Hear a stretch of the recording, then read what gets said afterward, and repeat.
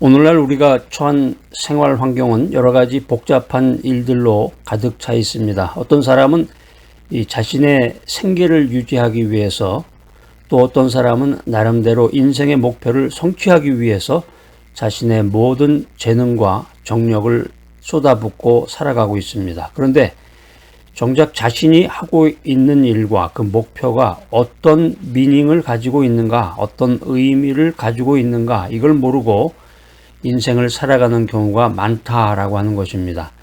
그렇기 때문에 일평생 일에 얽매여서 귀중한 시간을 낭비하다가 마침내는 허무와 절망 가운데서 일생을 마치는 것이 우리들의 모습입니다. 신약성경 야고보서 4장 14절에는 인생에 대해서 이렇게 정의하고 있습니다. 제가 한번 읽어보겠습니다. 잠깐 보이다가 없어지는 안개, 이것을 이제 우리의 인생에 비유해서 야고보서 4장 14절에 말하고 있는데, 이 말씀에서 우리들에게 교훈해 주는 것과 같이 우리 인생이라고 하는 것은 짧다. 인생이라고 하는 것은 보잘것없는 것이다. 찰나적인 것이다. 그런데 우리가 인생을 살아가면서 예수 그리스도를 만나면, 예수님을 만나면 위대한 인생으로 변화가 된다. 예수님을 만나면 우리가 인생에서 위대한 일을 행할 수 있다. 이렇게 성경은 우리들에게 권면하고 있습니다. 성도의 삶, 우리가 하나님 중심으로 인생을 살아가는데 성도의 삶이라고 하는 것은 한마디로 신앙의 삶이다. 이렇게 정의할 수 있습니다. 신앙의 삶이라고 하는 건 어떤 걸 얘기하는 걸까요?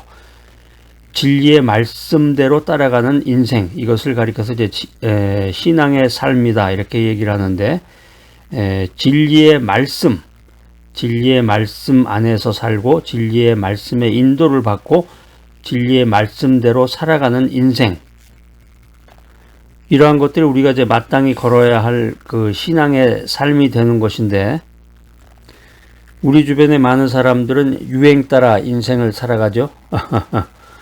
그래서 TV 드라마에 나오는 그 TV 대사에 따라서 자기의 그 인생의 그 중요한 순간을 결정하기도 합니다.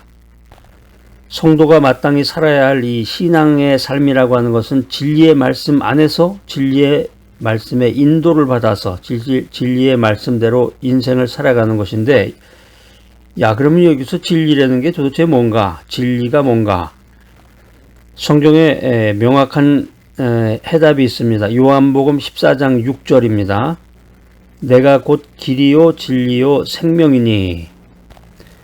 요한복음에 아주 중요한 말씀들이 많이 나오는데, 요한복음 8장 32절입니다. 진리를 알지니 진리가 너희를 자유케 하리라. 요한복음 1장 14절 17절 말씀, 제가 이제 알려드리는 것은 여러분들이 이렇게 킵을 적어 놓으셨다가 그 말씀을 이렇게 성경을 꼭 이렇게 찾아서 읽어보셔야 돼. 밑줄을 그시고 그 말씀의 의미를 새롭게 깨닫는 그런 시간을 가지셔야 됩니다. 요한복음 1장 14절 17절 말씀에 보면은 사도 요한이 예수 그리스도 안에 진리가 충만하고 그로 말미암아 진리가 있다, 이런 고백을 하게 됩니다. 우리가 믿음 생활하면서 진리라는 것이 무엇이냐? 성경에서는 아주 명확하게 그 해답을 말해주고 있는데, 뭐죠? 진리라는 것은 바로 예수님이죠. 예수 그리스도. 진리는 예수 그리스도다. 그렇기 때문에 진리를 따른다라고 하는 것은 예수님을 따르는 거예요. 예수님, 예수 그리스도를 따르는 인생, 이것이야말로 진리를 따르는 인생이 되는 것입니다. 자, 오늘 메시지 들으신 여러분들도 진리를 따르고자 하는 그 결단을 가지시기 바랍니다. 신앙심을 가지고 인생을 살게 해주는 세 가지 에너지가 있는데, 여러분과 함께 한 가지씩 살펴보고자 합니다. 첫 번째는 예수님을 믿는 믿음입니다. 믿음이 힘과 에너지가 된다라고 하는 것입니다. 우리가 진리를 잘 따라가야 되는데, 이 믿음이라고 하는 것이 얼마나 중요한 것인가, 믿음이 어떤 힘을 발휘하는 것인가. 신약성경 에베소서 6장 16절에 보면은 사도 바울이 여기에 대한 교훈을 남겨주고 있습니다. 모든 것 위에 믿음의 방패를 가지고 이로써 능히 악한 자의 모든 화전을 소멸하라. 성경 읽다 보면 좀 이렇게 단어가 옛날 단어라든가 잘 쓰지 않는, 우리가 평소에 쓰지 않는 그런 단어들도 많이 나오는데, 그럴 때마다 여러분들이 이걸 확인을 좀 하시면 좋습니다. 여기서 이제 화전이라는 게 불이죠. 불화살을 얘기하는 거예요. 화전, 불화살인데, 여기 이제 에베소서 6장 16절 말씀이 우리가 진리를 따라가는데 아주 중요한 스트래티지, 전략을 제시해주고 있는 그런 성경 구절입니다. 우리 이제 믿음의 생활, 신앙을 따라가는 그 진리의 삶이라고 하는 것은 한마디로 말하면 영적인 전투예요. 영적인 전투. 어떤 사람을 상대로 해서 뭐 따지고 그 사람하고 싸우고 전쟁을 일으키는 게 아니라, 그런 건 아니에요. 그런 게 아니라 이제 공중의 권세 잡은 그 악한 영과의 싸움이라는 거죠. 믿음 생활 하다 보면 이 공중의 권세 잡은 악한 세력이 나를 향해서 끊임없이 공격을 한다. 끊임없이 그 불화살을 쏘아댄다. 이것을 우리가 느낄 수가 있는데, 여기서 이제 성경에 있는 말씀처럼 이 불화살을 막아낼 수 있는 것은 믿음의 방패뿐이로구나. 이거를 알게 됩니다. 여기 이제 불화살이라고 하는 것은 이제 인생 살아가면서 겪는 이제 시련이라든가 어떤 위협이 될 수가 있습니다. 성경에 나와 있는 그 실제적인 예를 든다 그러면 이제 불같은 시련을 겪었던 초대교회를 우리가 이야기할 수가 있는데, 이 초대교회의 성도들은 한결같이 믿음으로 그 시련을 극복하고 이겨냈다. 이게 성경에 그런 말씀이 나와요. 신약성경 요한 1서 5장 4절에 보면은 대저 하나님께로서 난 자마다 세상을 이기느니라. 세상을 이긴 이김은 이것이니 우리의 믿음이니라. 그러니까 결론적으로 성경에서 말하는 권면의 메시지는 아무리 불같은 시험이라든가 극한 위협이 있을지라도 믿음 위에 서서 살아라. 믿음 위에 있는 성도는 결코 넘어지지 않는다. 이것을 우리에게 권면해주고 있습니다. 왜냐하면 이 믿음이야말로 성도를 지켜주는 능력이 되기 때문이다 라고 하는 것입니다. 자, 그러면 이 강력한 믿음을 소유할 수 있는 그 방법은 뭐냐? 비법이 뭔가요?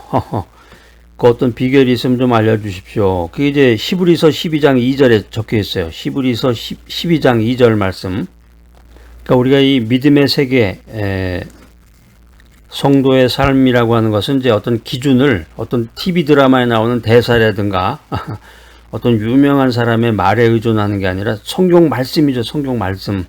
성경 말씀에서 해답을 찾고 성경 말씀에서 지침을 받아야 됩니다.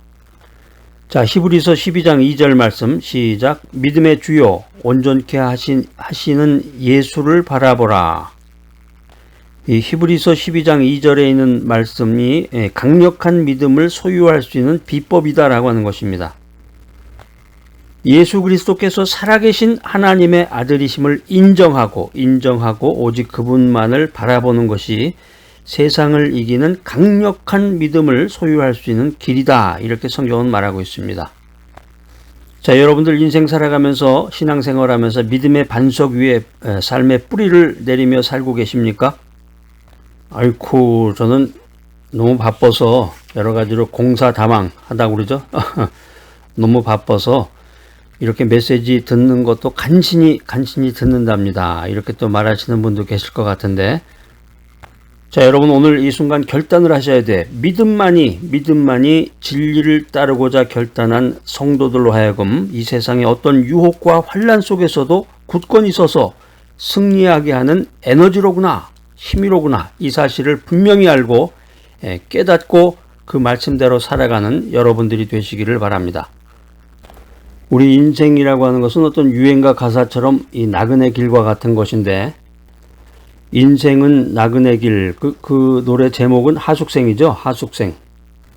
한국 사람이면 누구나 그 가사를 따라 부를 수 있는 아주 유명한 노래였는데, 최희준이라고 하는 그런 가수가 불렀던 그 하숙생인데, 인생은 나그네 길 뭐 이러면서 나오는 건데, 그게 사실은 그 어떤 영화의 주제가였어요. 여러분은 아마 보신 분들이 그렇게 많지는 않을 거예요. 하숙생이라는 영화가 있는데, 여러분 기회가 되시면 한번 그걸 보시기 바랍니다. 그 유튜브에 보면은 하숙생이라고 검색하면 아마 나올 거예요.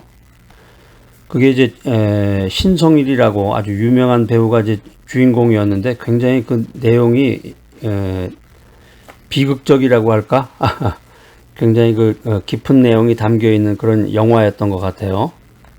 대부분의 사람들이 인생의 종착지가 어디인지 모르고 인생을 살아가게 됩니다. 그렇지만 우리 택함 받은 성도는 이 천성이라고 하는 분명한 목적지를 향해서 나아가고 있는 것입니다.